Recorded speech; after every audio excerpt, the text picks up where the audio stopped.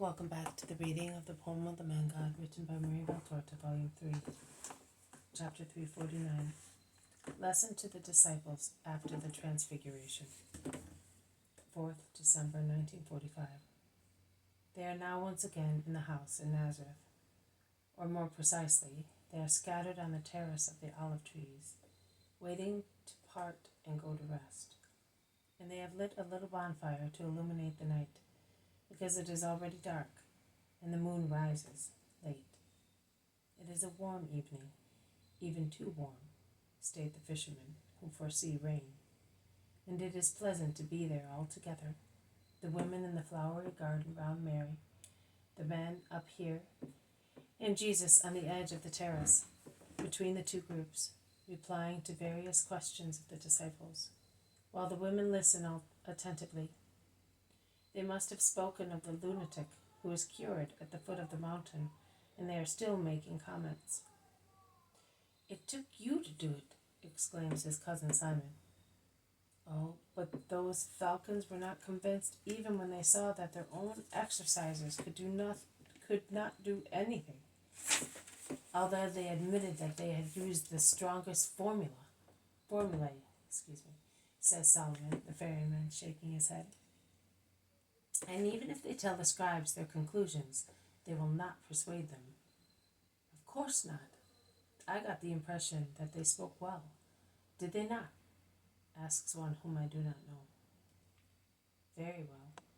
They excluded all demoniac witchcraft from Jesus' power, stating that they felt that they were pervaded with a deep peace when the Master worked the miracle, whereas when it comes from a wicked power, they say that they feel it is painful, replies Hermas. However, it was a strong spirit. It did not want to go away. But why did it not always possess the boy? Was it an expelled or lost spirit? Or was the boy so holy that he expelled it by himself? Asks another disciple whose name I do not know. Jesus, without being questioned, replies, I have explained several times to you that every disease, as it is a torment and a disorder, may conceal Satan, and Satan may hide himself in a disease, causing it, and making use of it to torture a soul and make it curse God. The boy was ill. He was not possessed. He is a pure soul. That is why I was so pleased to free his soul from the most cunning demon who wanted to dominate it and make it impure. In that case, if it was only a simple disease, why did we not succeed in curing it? Asks Judas of Kerioth. Of course it is obvious that the exorcisers could not do anything if he was not possessed. But we, remarks Thomas. And Judas of Kerioth, who is not prepared to swallow his humiliating failure, as he made several attempts with the child with the only result of getting him into a frenzy, if not into a convulsive fit, says, On the contrary, we seem to be making things worse. Do you remember, Philip? You were helping me, and you heard and saw how he jibed at me. He even said to me, Go away. Of the two of us, you are the worst demon, which made the scribes laugh at me behind my back. And were you sorry for that? Asks Jesus with indifference. Of course, it is not pleasant to be jibed at, and it is not useful when one is your apostle. One loses one's authority. When you have God with you, you are authoritative, even if the whole world sneers at you, Judas of Simon. Very well, but increase our power, at least the power of your apostles, so that we may not suffer such defeats again. It is not right for me to increase your power, and it would be of no avail. You must do that by yourselves, in order to succeed. It is through your insufficiency that you failed, and also because you diminished what I gave you by means of unholy elements, which you wanted to add, hoping to attain greater triumphs. Are you referring to me, Lord? Asks the Iscariot. You know whether you deserve it. I am speaking to everybody.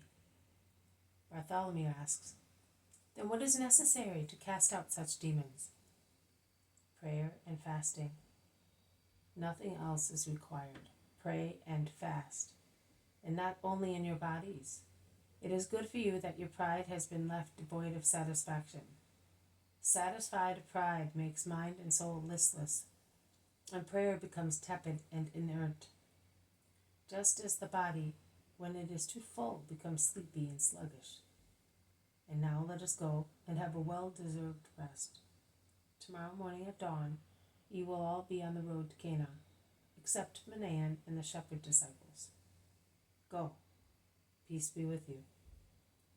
But he keeps Isaac and Manan and gives them special instructions for the following day, when the women disciples and Mary will begin their Passover pilgrimage with Simon of Alphaeus and Alphaeus of Sarah. He will go through Israelland, so that Margiam may see his old grandfather. You will give the peasants the purse that I asked Judas of Kerioth to give you, and with the other purse which I gave you a short while ago, you will assist any poor people you come across on your way. When you arrive in Jerusalem, go to Bethany and tell them to wait for me at the new moon of Nisan. I will not be very late after that date. I entrust the person who is dearest to me and the women disciples to you, but I am not worried, as I know they will be safe. Go. We will meet at Bethany and will be together for a long time.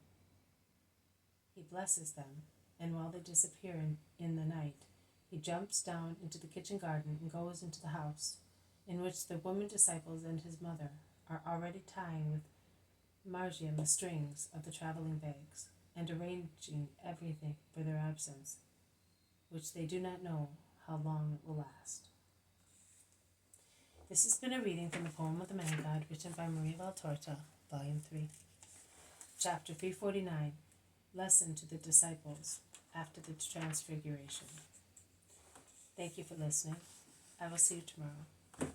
May God bless you, and may peace be with you.